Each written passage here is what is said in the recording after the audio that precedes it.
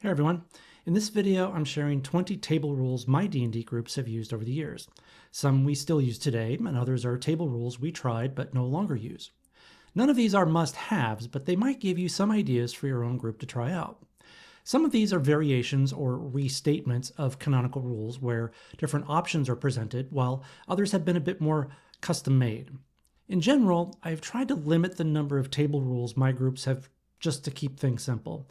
We also rotate in different players from time to time, so keeping the list of table rules shorter makes it easier for them to assimilate into the group. So let's jump in.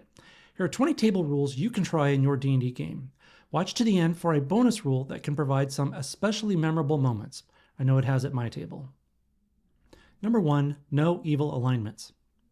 In our games, your character can't be lawful evil, neutral evil, or chaotic evil. And even if your character is technically a good guy, they also can't go around doing things that match an evil alignment. That means no murder sprees, no killing unarmed or innocent NPCs, and no betrayal of fellow adventurers unless it's funny and Dave really deserved it. Sorry, Dave.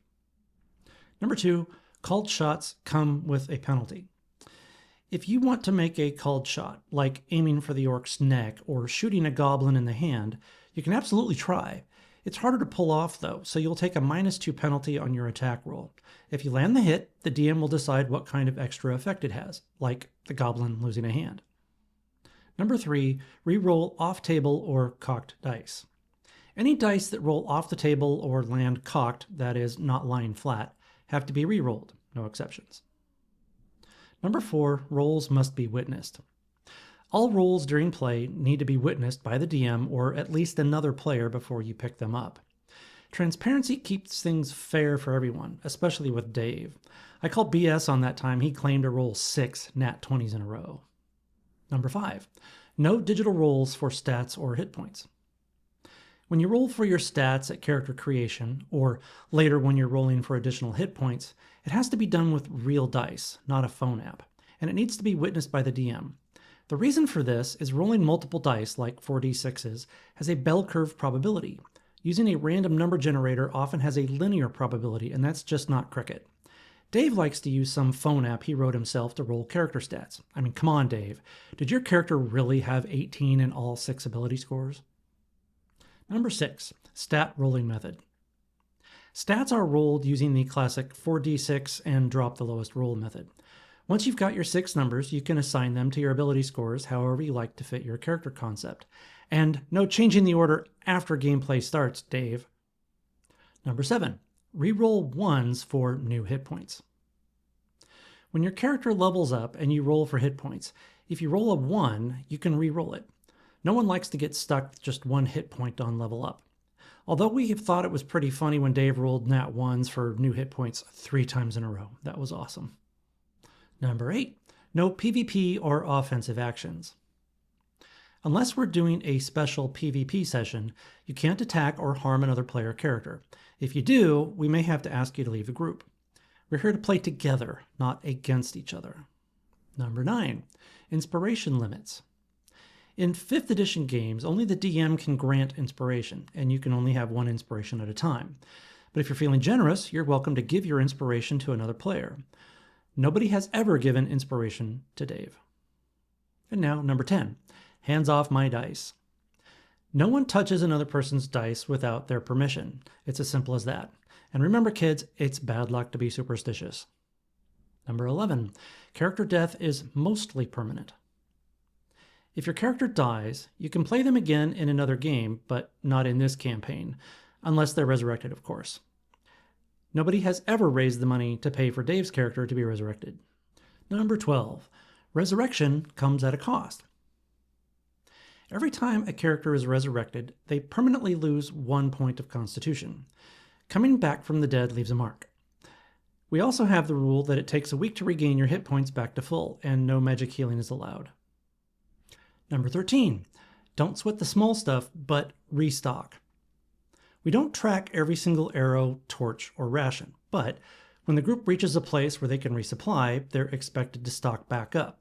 Sometimes, though, we've had special one-shot adventures where resource management is baked in as part of the challenge.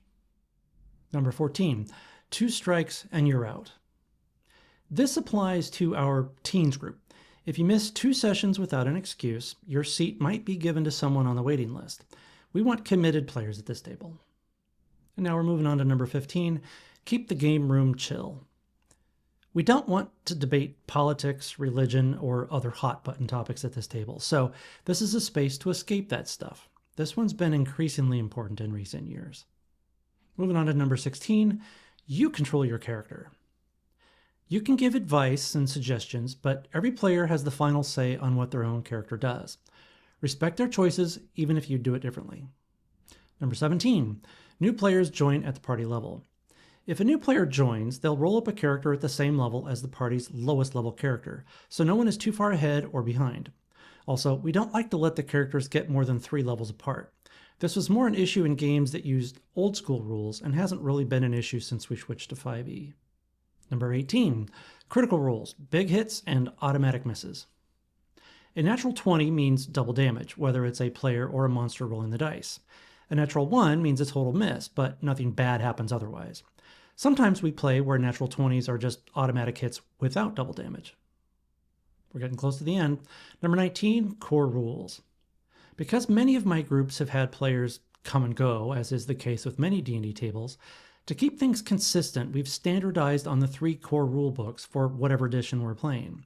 This means no supplements, no custom character races or classes, no special feats that were published in some random fanzine, etc. And that means Dave can't play a vampiric fairy dragon barbarian who can cast warlock spells. Number 20, arrow recovery. When you fire arrows, 20% of them break or are lost and round up and can't be recovered after battle. The rest you can pick back up unless, of course, the fight happens somewhere nasty like underwater or in a burning field. This only applies if you're counting arrows in the first place. And finally, 21, the 1% rule, divine intervention. Every now and then, a player will drop to their knees and say, "I pray to my God for help." When that happens, we roll for divine intervention. The player states exactly what they're asking for, says a heartfelt prayer, and rolls percentile dice. If they roll a 1, their God answers the call and grants the request. If they roll anything else, well, their God's either busy or just not interested. Either way, nothing happens. It's rare for that 1% to occur, but when it happens, it's unforgettable. Now it's your turn. What table rules have you used in your group? Which ones have you tried and then later dropped? Are there any official rules your table has voted to ignore altogether? Share your experiences and ideas down in the comments. I'd love to hear what worked for you and what hasn't at your table.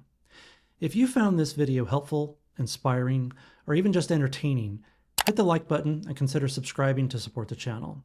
As always, have fun, stay cool, and keep your dice rolling.